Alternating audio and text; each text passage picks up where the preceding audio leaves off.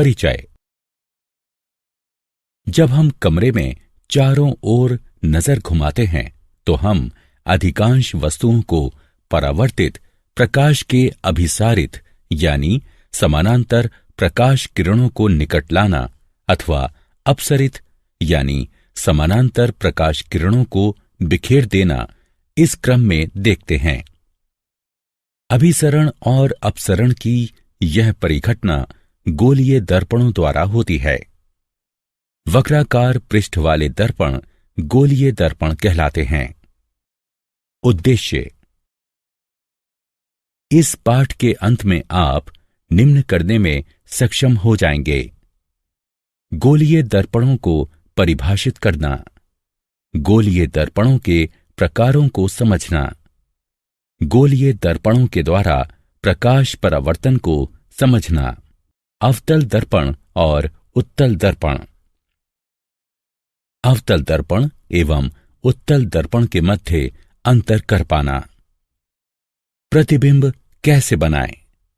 दर्पणों की संकेत परिपाटी को जानना। आवर्धन को परिभाषित करना। वक्रित पृष्ठों का परिचय। गोलीय दर्पण वह दर्पण होता है जिसका परावर्तक पृष्ठ कांच के किसी खोखले गोले का भाग होता है। गोलीय दर्पण दो प्रकार के होते हैं, अवतल दर्पण तथा उत्तल दर्पण। अवतल दर्पण ऐसा गोलीय दर्पण जिसमें पृष्ठ के झुकाव पर परावर्तन होता है, अवतल दर्पण कहलाता है। उत्तल दर्पण एक ऐसा गोलीय दर्पण जिसमें पृष्ठ के उभार पर परावर्तन होता है, उत्तल दर्पण कहलाता है। गोलीय दर्पणों को समझने के लिए आवश्यक बातें। वक्रता केंद्र, यह कांच के उस खोखले गोले का केंद्र होता है जिसका भाग दर्पण होता है। ध्रुव, गोलीय दर्पण का केंद्र ध्रुव कहलाता है। मुख अक्ष, वक्रता बिंदु तथा ध्रुव से होकर गुजरने वाली सीधी रेखा को मुख्य अक्ष कहते हैं। दर्पण का द्वारक, दर्पण का वो भाग जहां परावर्तन होता है, दर्पण का द्वारक कहलाता है। मुख्य फोकस, मुख्य अक्ष का वो बिंदु जिस पर परावर्तित होने के बाद सभी प्रकाश किरणें समानांतर तथा अभिसरित हो जाती हैं, मुख्य फोकस कहलाता है। फोकस दूरी, यह ध्रुव और मुख्य फोकस के मध्य की दूरी होती है। अवतल दर्पणों के द्वारा प्रतिबिंब प्राप्त करने के नियम। वक्रता, त्रिज्या और फोकल दूरी के मध्य का संबंध F बराबर R/2 होता है। नियम 1, वह प्रकाश किरण जो मुख्य अक्ष के समानांतर है, इसके फोकस से होकर गुजरती है और दर्पण से परावर्तित होकर। नियम 2, वक्रता केंद्र से होकर गुजरने वाली प्रकाश किरण वैसे ही पथ पर वापस परावर्तित होती है। नियम 3, फोकस से होकर गुजरने वाली प्रकाश किरण परावर्तन के बाद अक्ष के समानांतर हो जाती है। नियम 4, ध्रुव पर आपतित हुई प्रकाश किरण मुख्य अक्ष के साथ वैसा ही कोण बनाते हुए वापस परावर्तित हो जाती है। अवतल दर्पण द्वारा विभिन्न प्रकार के प्रतिबिंबों का निर्माण। जब बिंब ध्रुव P तथा फोकस यानी F के मध्य रखा गया हो तब प्रतिबिंब बनता है दर्पण के पीछे, आभासी और सीधा, बिंब की अपेक्षा बड़ा यानी आवर्धित। जब बिंब फोकस यानी F पर रखा गया हो तब प्रतिबिंब बनता है अनंतता पर, वास्तविक और उल्टा, अत्यधिक विवर्धित। अवतल दर्पण द्वारा विभिन्न प्रकार के प्रतिबिंबों का निर्माण। जब बिंब फोकस और वक्रता केंद्र के मध्य रखा गया हो तब प्रतिबिंब बनता है वक्रता केंद्र से परे, वास्तविक और उल्टा, बिंब की अपेक्षा बड़ा। जब बिंब वक्रता केंद्र यानी सी पर रखा गया हो तब प्रतिबिंब बनता है वक्रता केंद्र यानी सी पर, वास्तविक और उल्टा, उसी आकार का। जब बिंब अनंतता पर हो तब प्रतिबिंब बनता है फोकस पर, वास्तविक और उल्टा, बिंब की अपेक्षा छोटा। अवतल दर्पण के उपयोग। अवतल दर्पण का उपयोग किया जाता है टॉर्चों, वाहनों, हेडलाइटों और सर्च लाइटों में परावर्तक के तौर पर। चेहरे का बड़ा प्रतिबिंब देखने के लिए शेविंग दर्पण में। दंत चिकित्सकों द्वारा रोगी के दांतों का बड़ा प्रतिबिंब देखने के लिए। उत्तल दर्पणों द्वारा बनाए गए प्रतिबिंब प्राप्त करने के नियम। नियम 1। किसी उत्तल दर्पण के मुख्य अक्ष की समांतर किरण दर्पण की ओर से आती हुई प्रतीत होती है। नियम 2। उत्तल दर्पण के वक्रता केंद्र की ओर जा रही किरण उसी पथ के द्वारा परावर्तित होती है। नियम 3।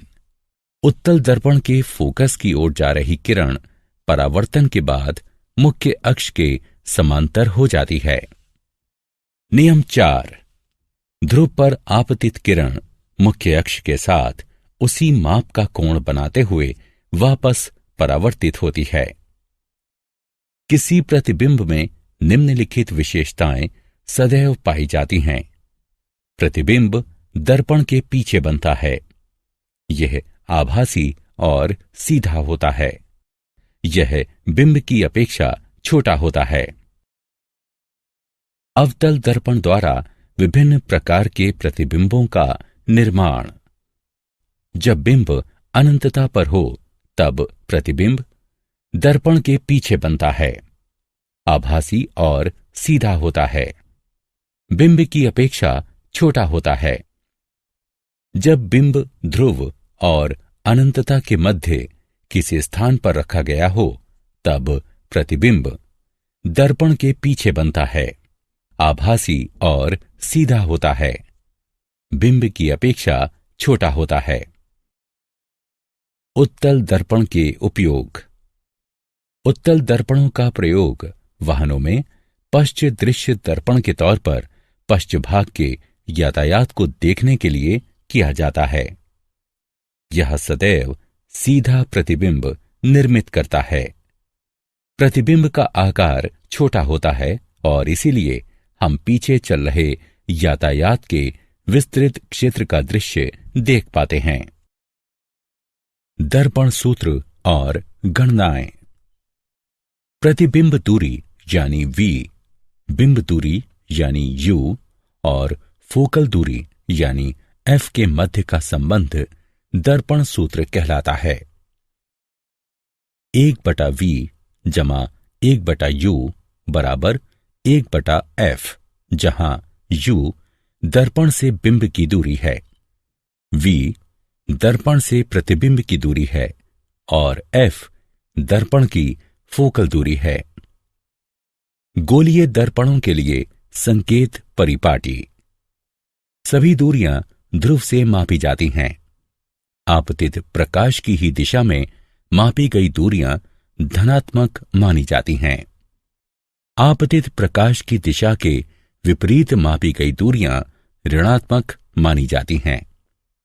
ऊर्ध्वगामी और लंबवत मापी गई दूरियां धनात्मक मानी जाती हैं।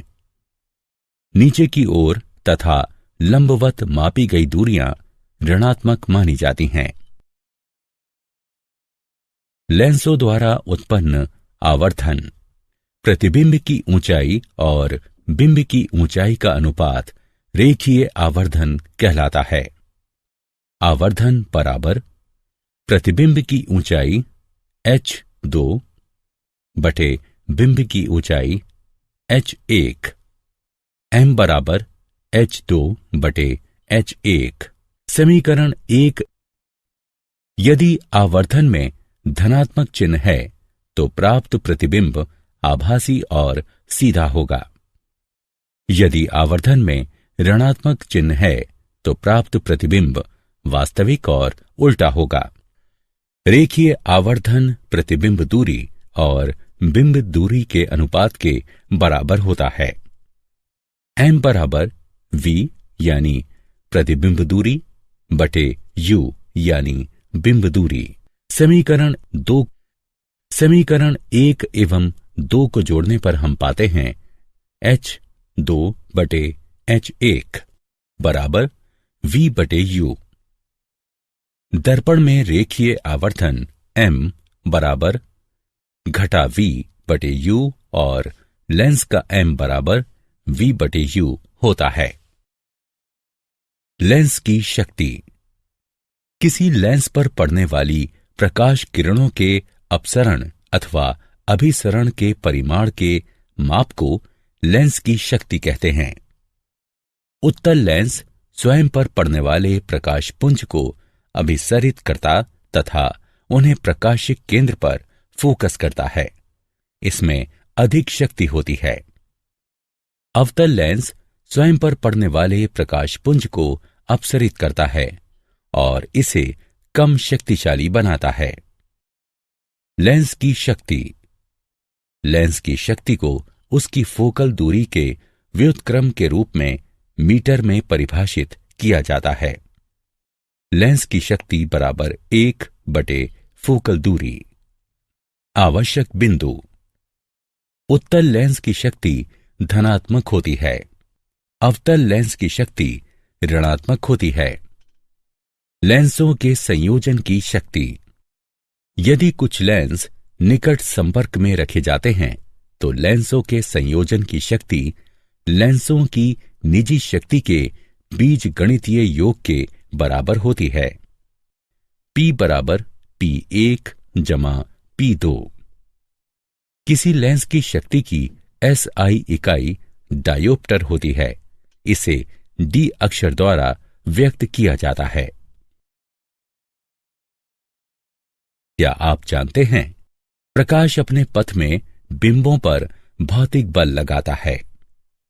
प्रकाश बल प्रकाश पुंज की शक्ति को प्रकाश की गति c से विभाजित करने पर प्राप्त होता है। ऋग्वेद में लिखा है कि प्रकाश 3 प्राथमिक रंगों पर आधारित होता है। तीनों रंगों के मिश्रण से ही दृष्टि के सभी बिंब बनते हैं। सारांश। आइए हमने जो कुछ सीखा है उसे संक्षेप में दोहराएं। अवतल दर्पण में परावर्तन पृष्ठ के झुकाव में होता है। उत्तल दर्पण में परावर्तन उभरे हुए पृष्ठ से होता है। किसी गोलीय दर्पण की वक्रता त्रिज्या कांच के खोखले गोले की त्रिज्या होती है और दर्पण उसका एक भाग होता है। उत्तल दर्पण का फोकस दर्पण के पीछे स्थित होता है।